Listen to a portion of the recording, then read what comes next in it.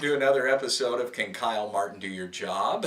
And today I'm attempting to be the mayor of Marshalltown. We have outgoing Mayor Jim Lawrence, and I'm in his office. I'm in the official Captain Kirk chair.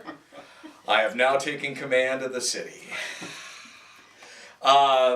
And everyone can sleep safely. Well, yeah, knowing that exactly. A lot of people, probably don't know, Mayor, what your job entails, and so we're going to recreate your job. This is it. So you're going to get 25 minutes of me sitting here in the chair.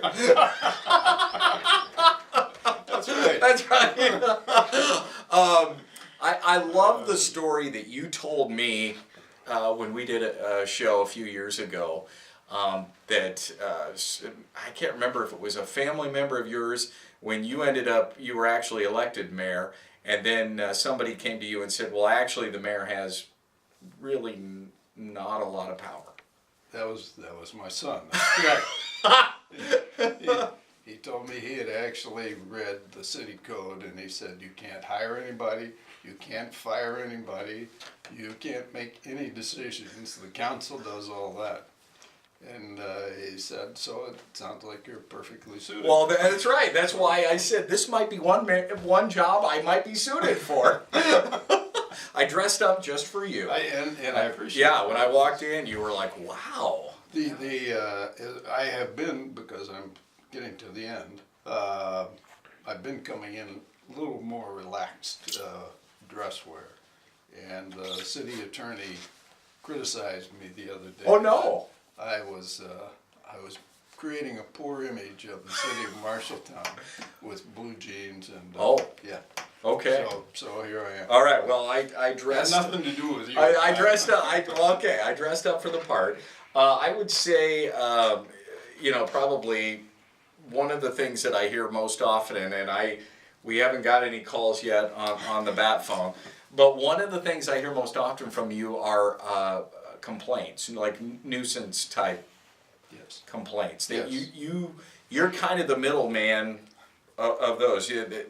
People come to you and they say, Mayor, this is, the curb's too high. I need that. I can't see the stop sign on such and such street because so and so's brush is over it. And then you get on the bat phone here.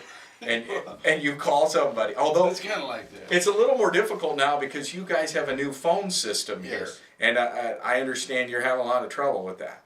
It's a good thing you're on the way out. Well, and the reason I'm having a little trouble with it, the city administrator explained to me that they weren't going to take me through the training class because I was on my way out anyway. So why teach them? Well, exactly. Why learn something that the next guy is really Joel Greer is really going to have to learn this new system. Yes. But but you're correct in a way. For the last few years we have used one of the police officers as a nuisance officer, and they have a lot on their plate already. And so when people called, they might have to leave a message or something. So I think some of them just got to the point where they said, well, let's just call the mayor. And it worked out well because I got to know Brad fairly well over in the police department when he was handling this, and it worked very smoothly, I think. So. Okay. The other place though that I would get complaints was in restaurants and grocery stores. People felt comfortable, I think, coming up and stopping at the table and saying, there's a plumber that did a concrete cut in front of my house, and that was 4 months ago, and hasn't repaired it, and can't you do something about that? Well, yeah. And so, that was my job, yes. Well, as mayor, I'm just going to tell you, I am much less approachable than this guy, right? If I'm eating, I don't want to be approached with a nuisance. One of the things that I've noticed over the years, and this could go back to Gene Beach or Tommy Thompson or whomever, has been mayor in the almost 14 years I've been doing this job, is that you do proclamations a lot. Yes. You will proclaim such and such day, or you'll recognize somebody. So Right. you do a lot of those. We do a lot of those, and some of them, generally not for individuals, but for specific organizations or a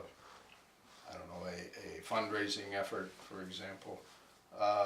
One received today was from an organization that is already planning for next May day for get the kids to Parks Day. It's a national effort, and so that's one I left for you or whoever succeeds you in this seat. This is going to be a very short term that I have. But it's just to make people aware of activities that are coming up and maybe something in which they want to get involved. So, there have been some proclamations where they were fundraising, working up to a fundraising effort for a specific cause, or we always do one for Shop Locally about this time of the year, just to make people aware that we do have retailers here in town, and keep your dollars at home. And so we do some for organizations that are having conventions here, because Marshalltown has a lot of meetings and conventions because of the central location. So. Right. So your role, well, now my role for this interview is a lot of ceremonial stuff. I mean, Yes. parades and ribbon cuttings and kissing babies and, Yes. and stuff like. There's a lot. Well, you I was really hoping somebody would come in with an infant. While I was here, I was really hoping that. Okay, that hadn't happened. In 13 days, I'm hoping. Well, this will be shown in the 13 days that you are still mayor. So there's a really good chance a newborn might end up on your doorstep. Great. Yeah. Well, you mentioned Gene Beach and Tommy Thompson, and they each did proclamations as well, going back to proclamation. But in reading some of them, Gene Beach had the most entertaining proclamations. Yeah. I mean, there was a lot of humor in his, and but he was very good at it, and I didn't even try to compare to his. I knew I was going to lose on that front. So. Yeah, I was kind of hoping that you would have a gavel here. I was really, but that is city council chambers. That's all in council. Do you get to? Do you ever? You gavel the meeting in, but do you ever just? I gavel the meeting out. I've only had a couple of times where I had to get someone's attention. Yeah. I think it might have been council members.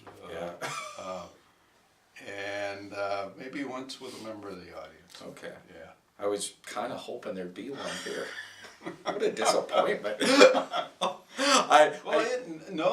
It's an antique. Yeah. And so we don't actually let people touch it. Oh, other than well, that's understandable. Yeah. And myself. Yeah. Well, and on the city council, the mayor, does he have a vote? Can he break a tie? He cannot. He cannot. So you really, truly have. It's all. My son. You are just such a figurehead. Yes. The only thing you have is moral persuasion, and if you can talk people into seeing your way on something, but as far as threatening them with something, It doesn't help. Yeah. Tried it, didn't work.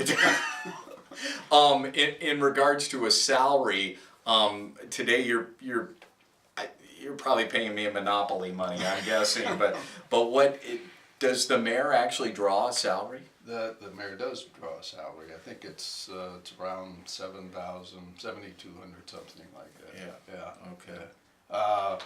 Which I believe. You might be overpaid for this could job, be. Mayor. I don't. We This is try a- not to let that That's worry. You know, I hesitated when I answered. Did that you? for a I was reason. like, Yes. oh, Mayor. Now, but that is much more than the council members get paid. And I think in the last survey I saw of mid-sized cities in Iowa, our council members were paid the least of any council. And so I'm sure that's something that the citizens will probably demand that we raise it so that we aren't at the bottom Okay. sometime. Okay. Probably not soon.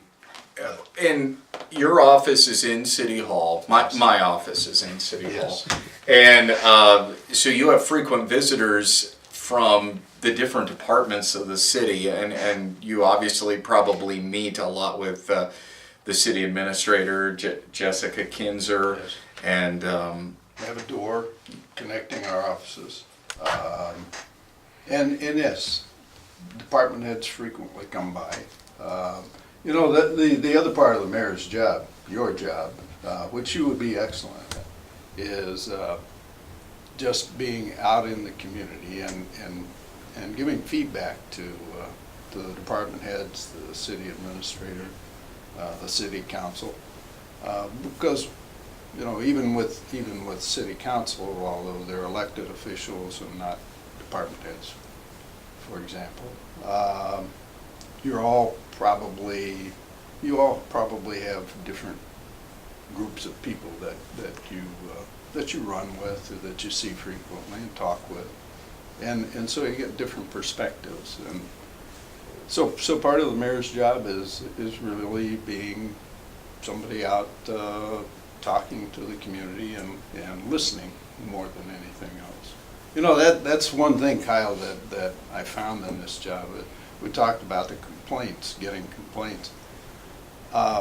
Most of the people who had complaints, very nice, very polite, and in many cases, they just want someone to listen to them. right. Want someone to hear that they have a concern and to try to do something. And as long as you listen and you try to get their issue addressed, you know, they're generally very happy with it. Yeah. Yeah.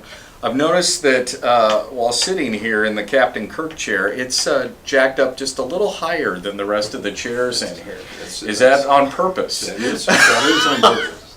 That is on purpose. You know, because there's a psychology in that. There is. Yeah, you're looking down on your suspects. And the other thing you always want, this is for your future too. Okay. You want to remember this. Yeah. You want to be positioned so that when someone enters the room, the first thing they see is you. Again, because you're in charge. Yeah. And then the second thing you want is to sit a little bit higher, because you don't want them looking down at you. You always want to stand up when they come in to the office. That was something my grandfather had taught me, that for the same reason. You don't want people looking down at you. Yeah. So you stand up. That's Jessica's phone. Do you hear? I was. Who knew the city administrator had a calypso beat ringtone? You know, I've interviewed Jessica many times, and one of the things that's kind of funny about Jessica is I do a lot of early morning interviews, as you all know. And Jessica, I always seem to catch Jessica when she's opening a door, either to her car or to an office, or she's brushing her teeth. So she's been a joy to have on the radio, and I thought about doing a little segment here. If we probably should have set this up, where we had a speakerphone where we did ghosts of city administrators past, and we had Randy Wetmore joining us. I still hear from Randy frequently. Do you? Yes, and if he can find some way to pick up the broadcast of this. I'm sure you would tie in. He is so funny. He was also a joy, and I'm going to circle back, and I'm going to step out of the mayor's chair for just a second, and I'm going to personally thank you for your ability to deal with the media. You've always been very candid, very funny.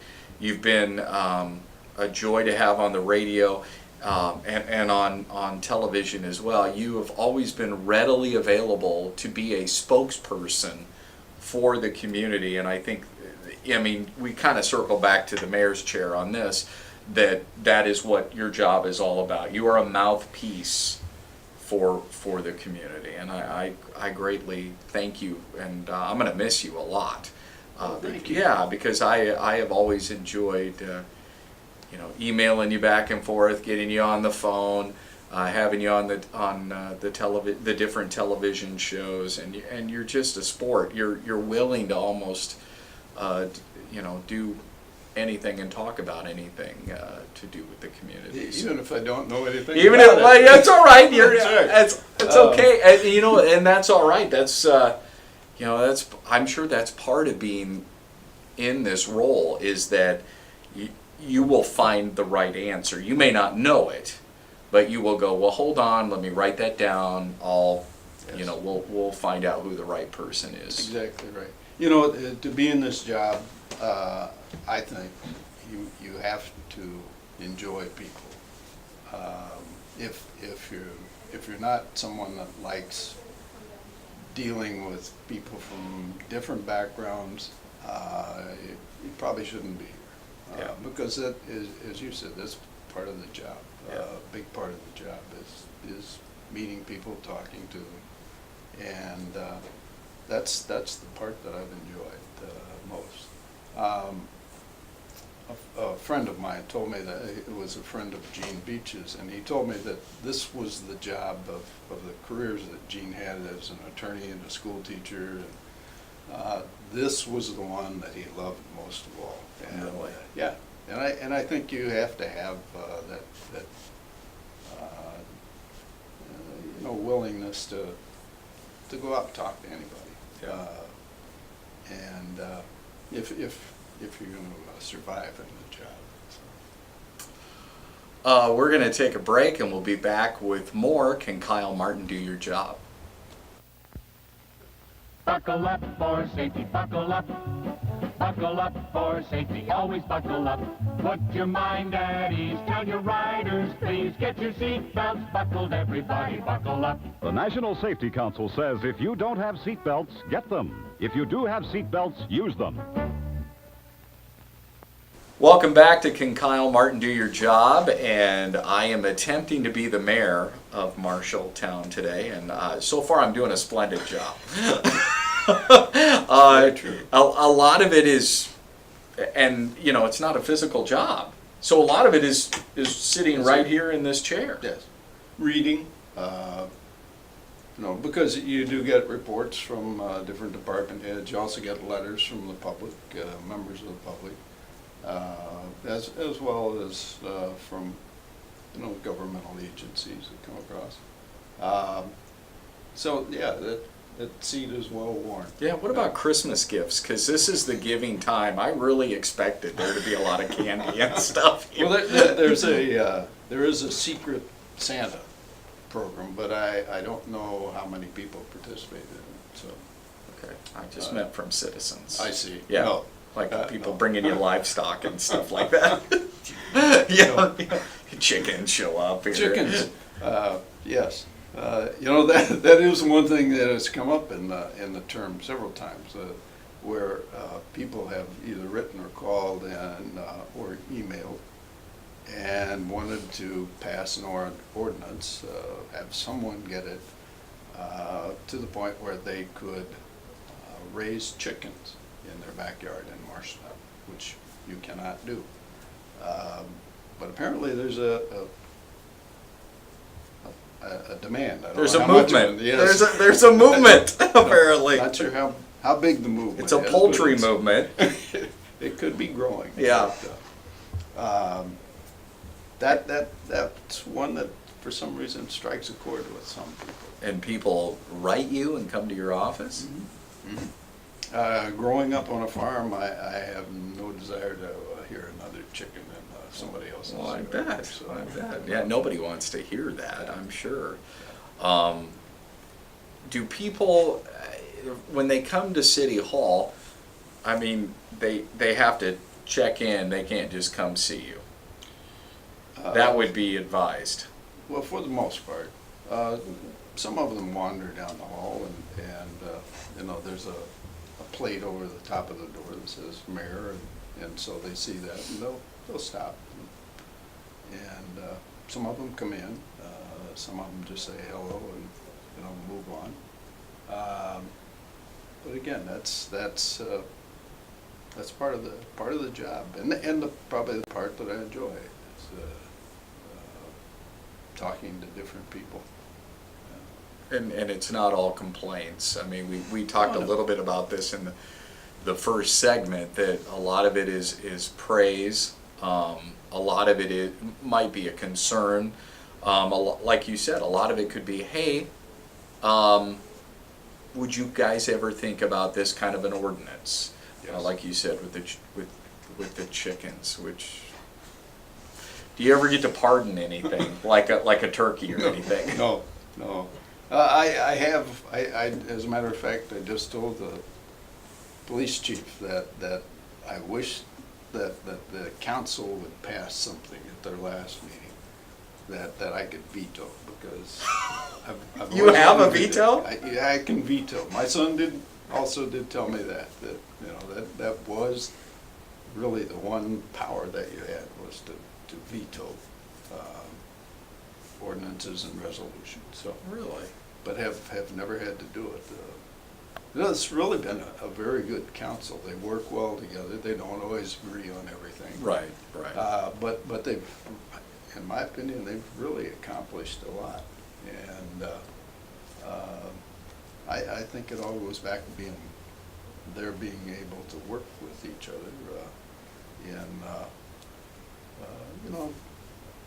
making concessions, changing a little bit of language or something to make people comfortable that yeah, that's going to be okay. Yeah. I would like to know what kind of makes you tick before we get out of here. I think people have an idea why I wanted to be mayor, because I'm kind of power hungry. Although I am a little shocked that you really don't have a lot of power. But what made you initially want to run for this office? Well, first of all, I was contemplating retiring from the bank, and but really had not given any thought at all to running for mayor. And I was in a reception line at a funeral, and Bob Schubert, former councilman, late councilman from the First Ward, was behind me, and he said, I think you should run for mayor. And Bob and I come from completely different backgrounds, and he told me, I've never agreed with much of anything you've ever said, Jim, but you're always respectful about it. And he kept after me, and then he got Joel Greer involved, and then he got Tommy Thompson, former Mayor Thompson, involved. And they just kind of wore you down to the point where you said, I give, and I'll give it a try. Yeah. So, but I guess the other reason is I love Marshalltown. We've, over the 40 years we've lived here, we've had several occasions, opportunities to move. A job offer in Duluth, Minnesota, or back in my wife's hometown of St. Joe, Missouri. And as we worked through those conversations, nobody wanted to move. kids didn't want to move. My wife didn't want to move, and I didn't want to go alone. So you know, I really didn't want to go either. It's just a wonderful community, and you know, some of the folks that you meet in town that complain about, have complaints about the community, I don't know that they've experienced living someplace else. That they really don't have anything to compare Marshalltown to in terms of another city or another community. Because it's just a great place. It is. Small town feel to it, but so many opportunities to do other things. You know, what we call now quality of life things. Right. And the one thing that sometimes irritates me, Kyle, are people that say, well, there's nothing to do in Marshalltown. And if you haven't found something to do in Marshalltown, you aren't looking. Right. You know, whether it's the arts, the visual arts, the performing arts, you know, the American Legion, you name it. There are so many things to do here. If you want to volunteer, if you just want to enjoy something, you can for the most part, you can find it here. Absolutely. When I kissed my wife goodbye this morning before I came to work on the radio, I said, well, you're about to become the First Lady of Marshalltown later this afternoon. Is there anything you want me to do? She giggled. Thought that was pretty funny. Your wife, Sylvia, has she enjoyed her time as Yes. as the First Lady, you know, in, supporting you in your mayoral races? Yeah, she has. She's kind of like Bob Schubert. She's never agreed with a lot of everything I said, but yeah, I think she's been very supportive. We did talk even over the weekend about, you know, meetings that she went to that you know, weren't. There were things I had to attend, and so you know, she accompanied me and didn't complain.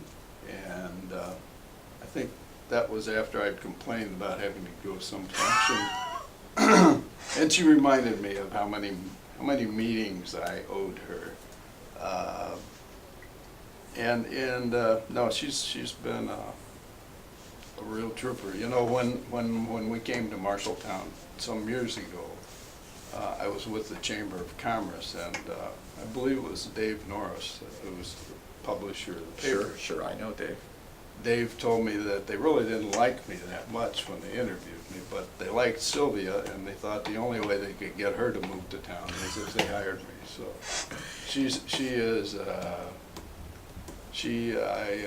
I wouldn't be any place near where I am today if it weren't for her.